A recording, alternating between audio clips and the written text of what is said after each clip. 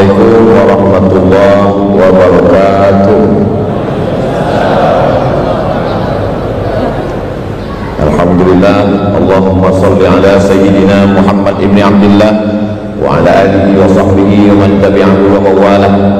Allahumma allimna ma yanfa'una wa anfa'na bima 'allamtana innaka antal alimul hakim. Rabbi shrah li sadri wa yassir li amri wa hlul 'uqdatam min lisani yafqahu qawli.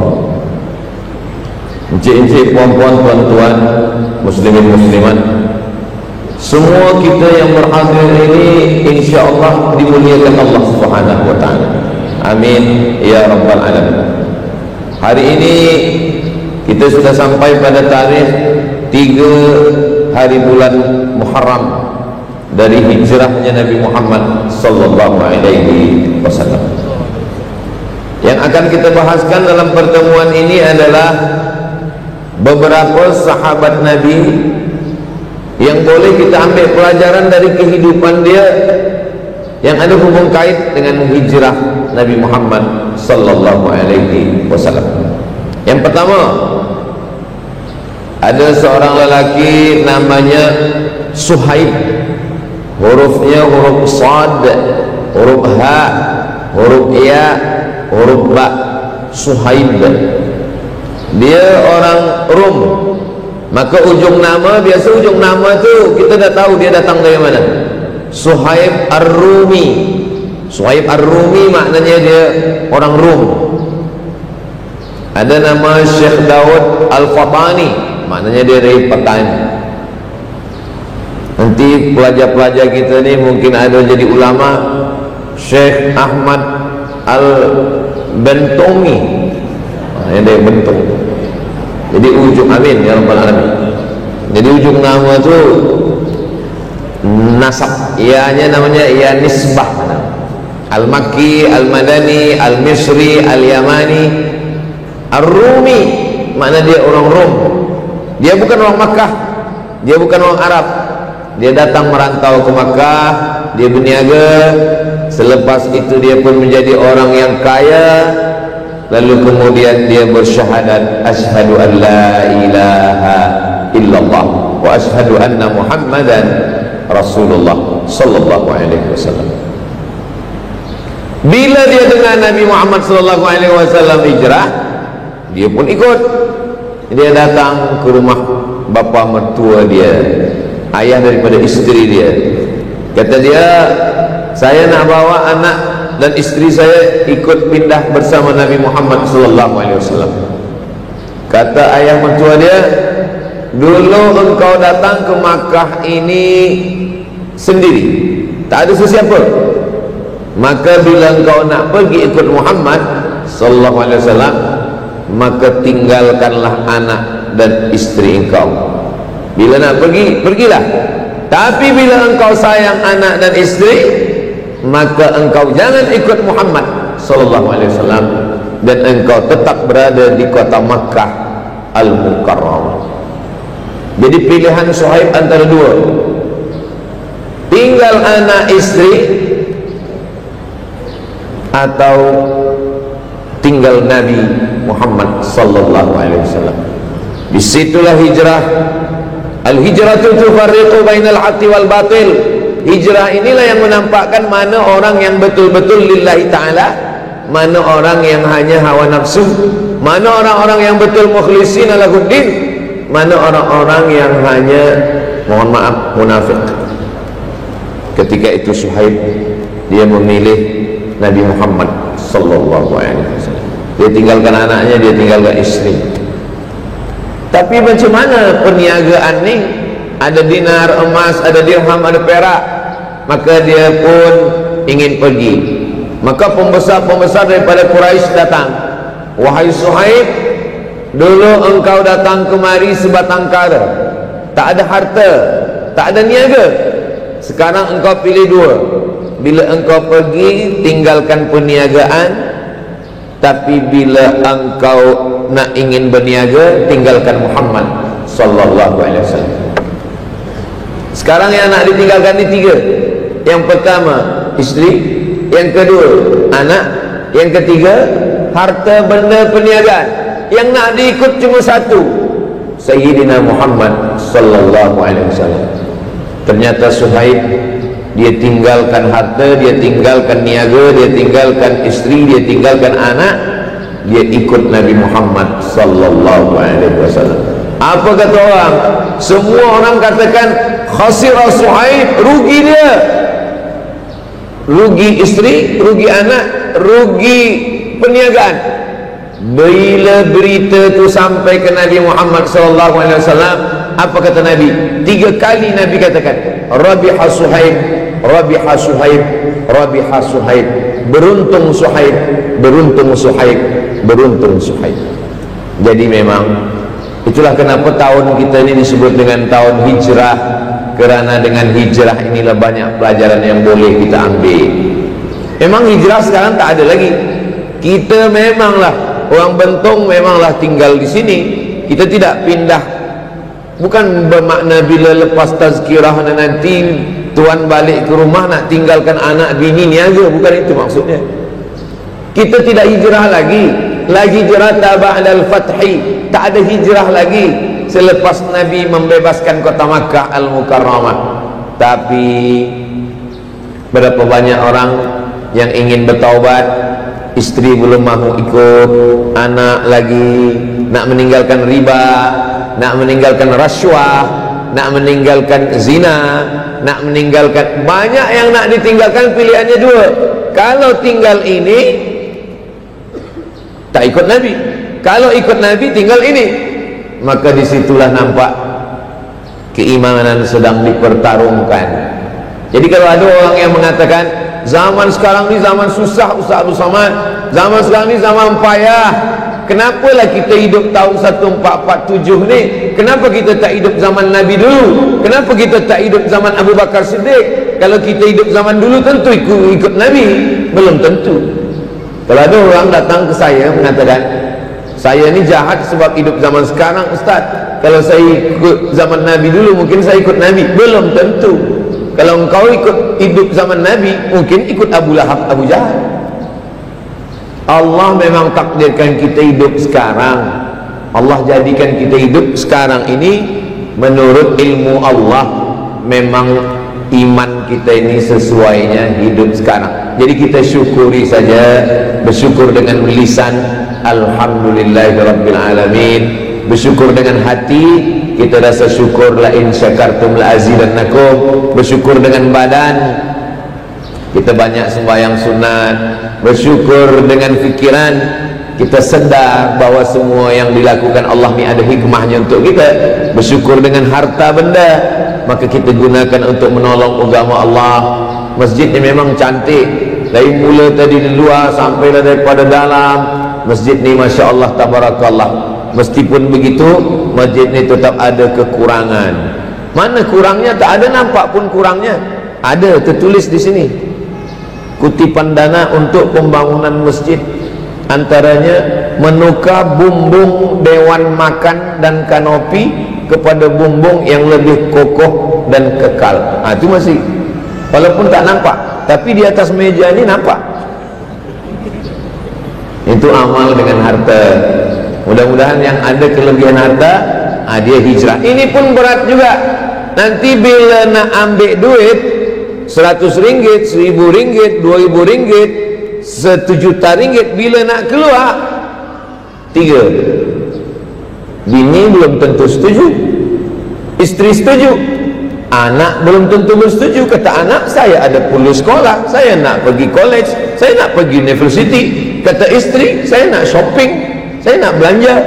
Kenapa pula ini duit dipakai untuk dewan makan dan kanopi masjid? Harta niaga. Kata harta niaga, kalau duit ni diambil 1000 ringgit, nanti bisnes kita ni boleh berkurang. Jadi bukan sangka 3 ni hanya datang pada Suhaib, pada kita sekarang pun dia datang juga.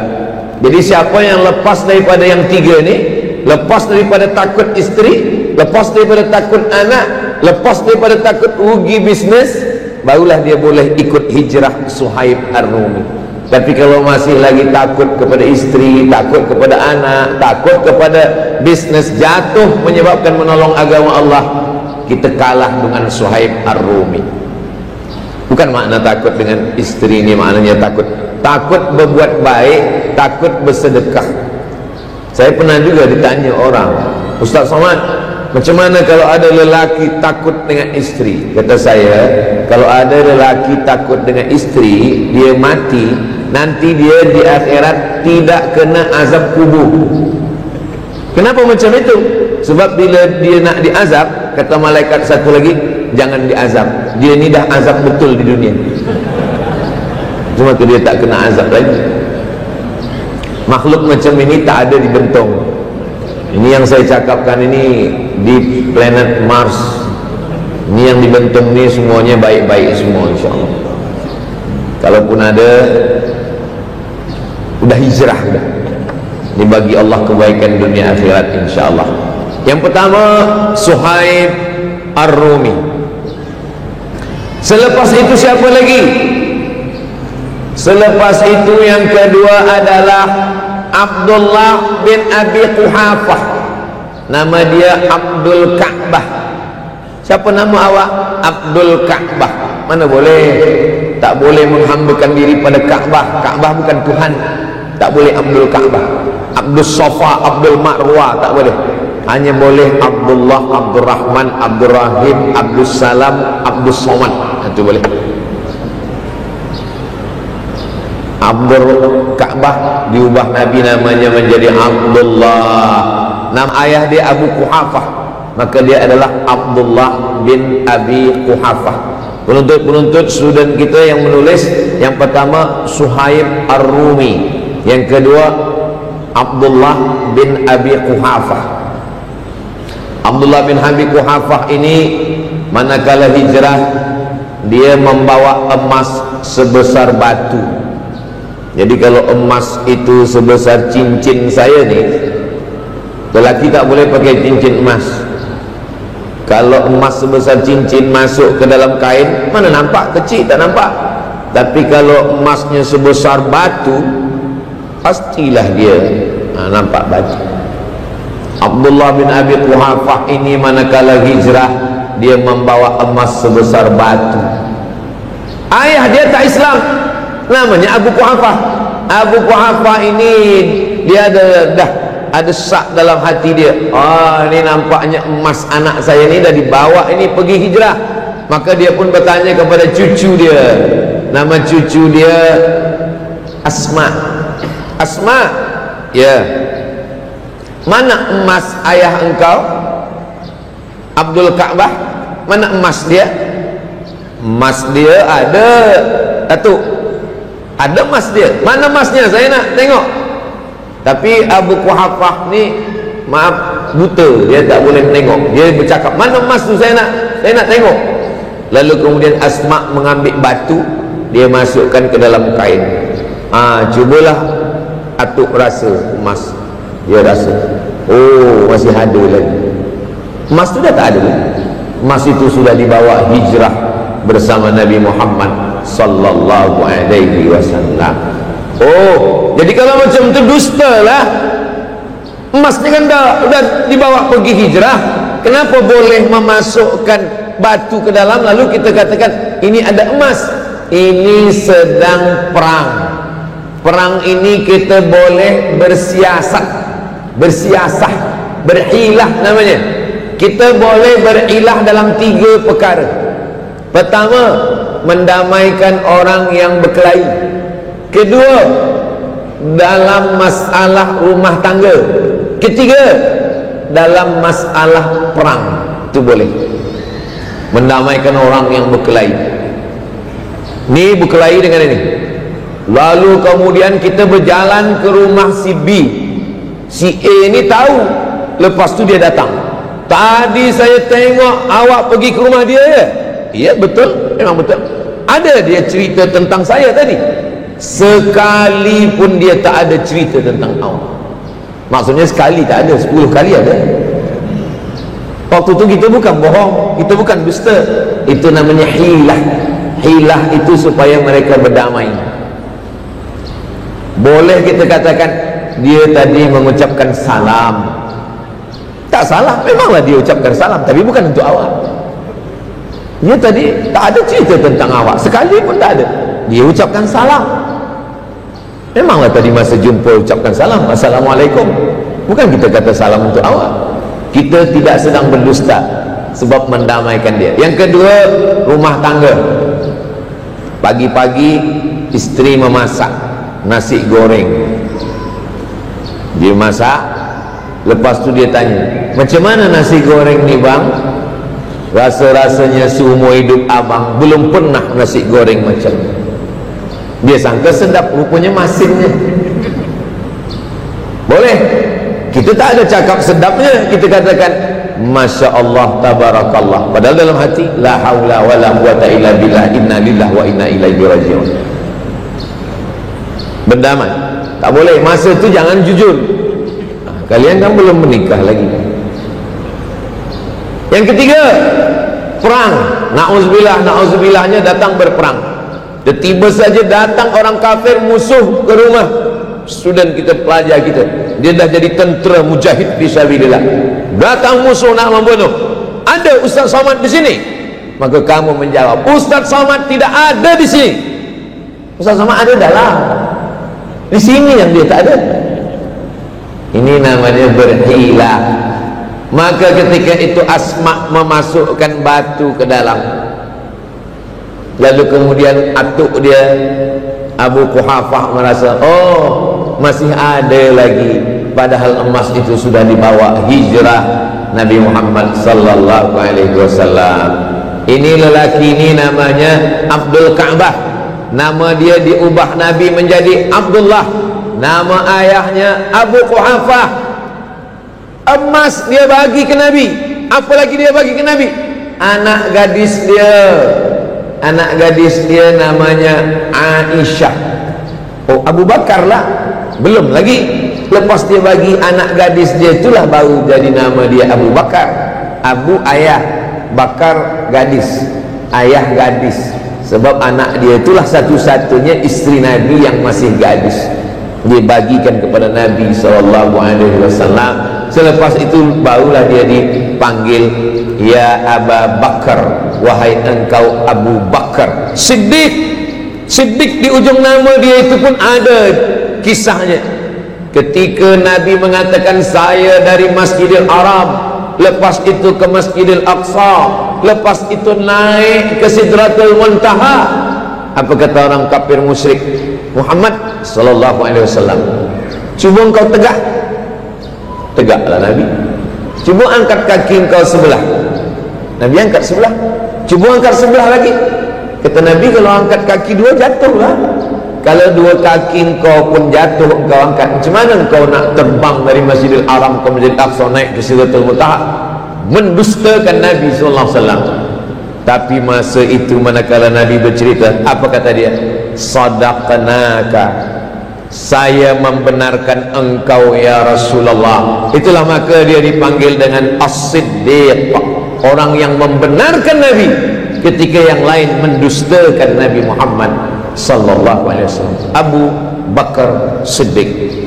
Maka kalau ada orang yang mencaci maki Abu Bakar Siddiq, tiap subuh dia angkat tangan mencaci maki Abu Bakar dan Umar. Allahumma la'an sanamai Quraisy, ya Allah, laknatlah dua berhala Quraisy, laknatlah dua patung Quraisy.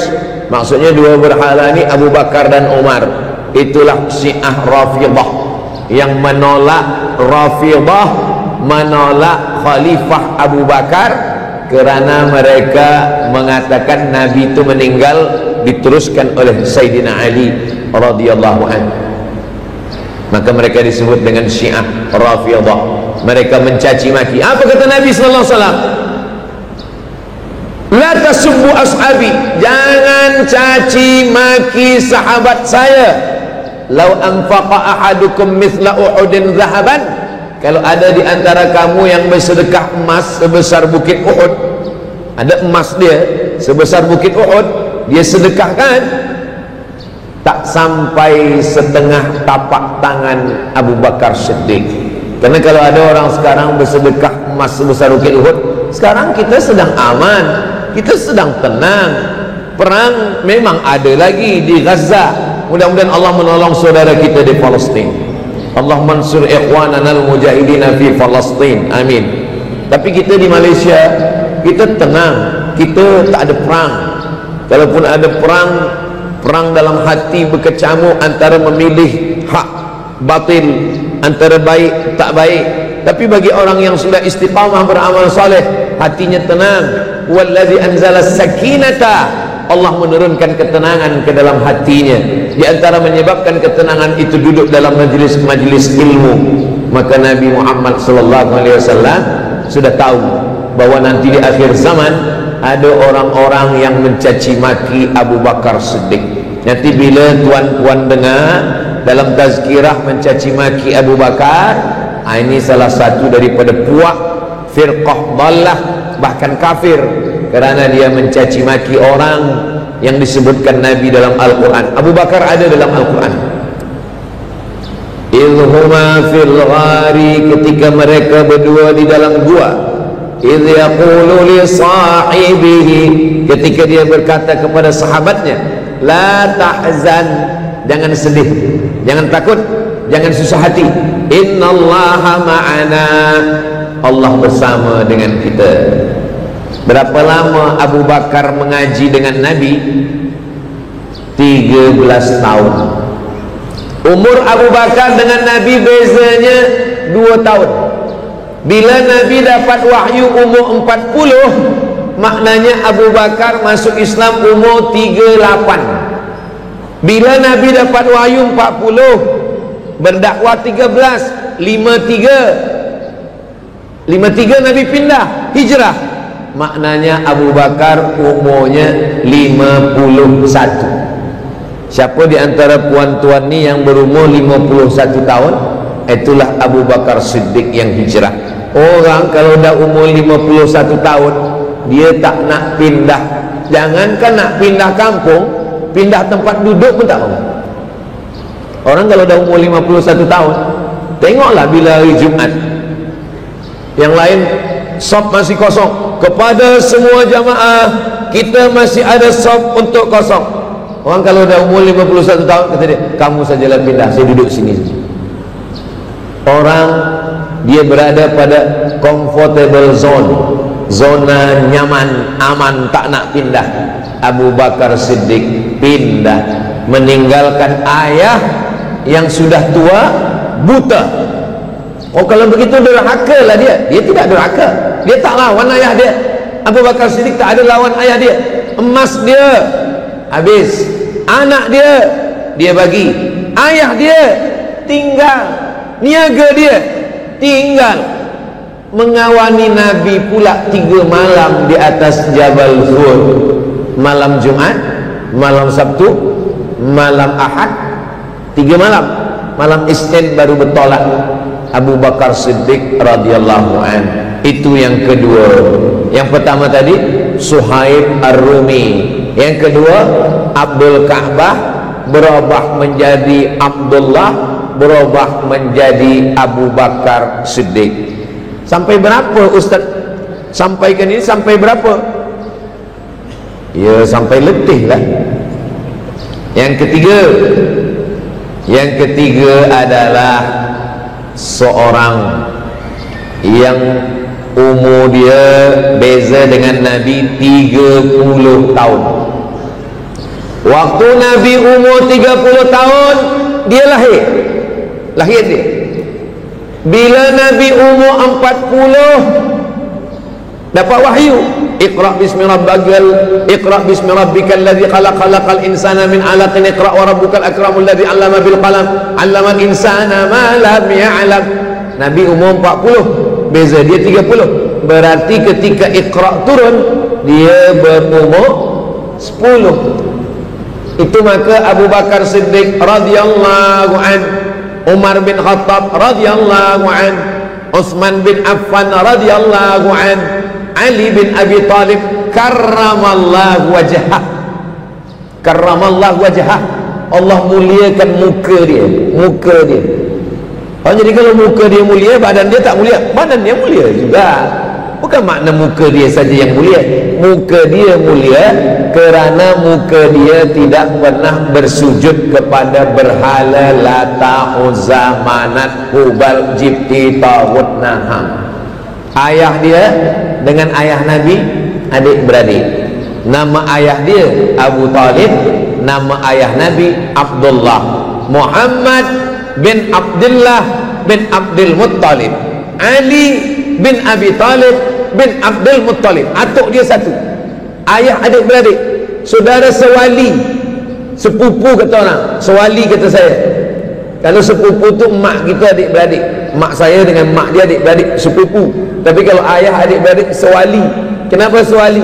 Sebab kalau meninggal semua wali, ayah mati, atuk mati, abang mati, adik mati, maka saudara ni boleh mewalikan nikah. Itu maka disebut dengan saudara sewali. Itu saudara engkau? Iya. Saudara macam mana? Tak tahu. Kata orang saudara pula. Mesti tahu nasab kita macam mana. Itulah dia yang ketiga, Sayyidina Ali. Sayyidina Ali ni macam mana pula dalam hijrah? Kalau orang tengok sejarah, Sayyidina Ali adalah paling ringan.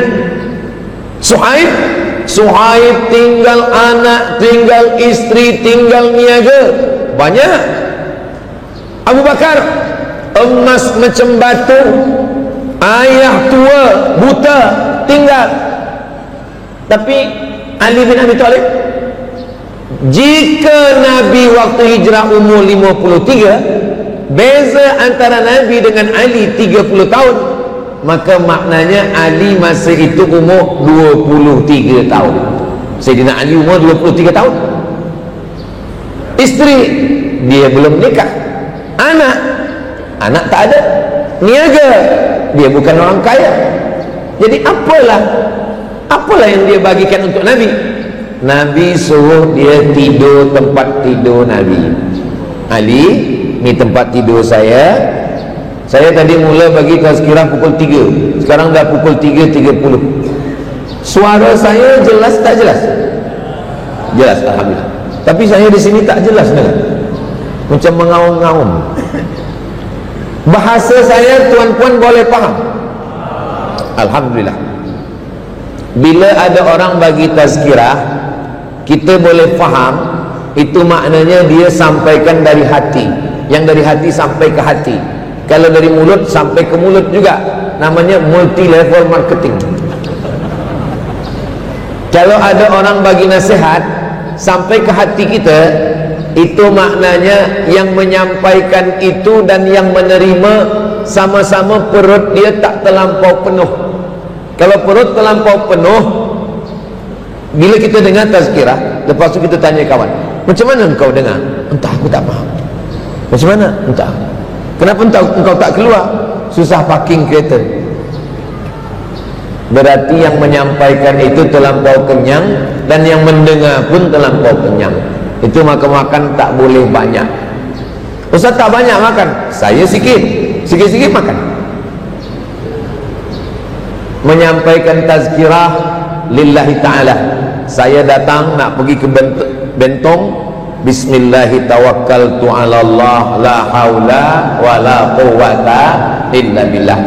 Apa yang nak saya sampaikan nanti saya tengok apalah nanti dibagi tajuknya. Saya tengok di belakang tak ada tajuk. Tak ada tajuk maknanya saya ceritalah apa yang ada terlintas di pikiran saya. Yang pertama adalah Suhaib Ar-Rumi, yang kedua adalah Abu Bakar Siddiq, yang ketiga adalah Sayyidina Ali. Macam mana Sayyidina Ali?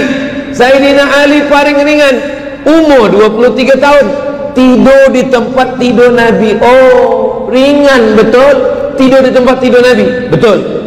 Tapi malam tu malam Jumat, masuk lelaki Quraisy, pemuda-pemuda belia membawa pedang. Kalaulah mereka tak menyingkap membuka selimut kain penutup itu, hancur macam kebab. Tapi Allah masih lindungi Sayyidina Ali. Mereka buka, lalu kemudian mereka tanya Ali. Nampak? Sayyidina Ali meninggal ditikam. Satu orang yang menikah. Siapa yang menikah? Abdurrahman ibnu Muljam. 14 orang lelaki dari kabilah-kabilah Quraisy semuanya membawakan pedang, tak mati kata Allah, tak mati. Tapi kalau satu orang membawa pisau kecil, mati.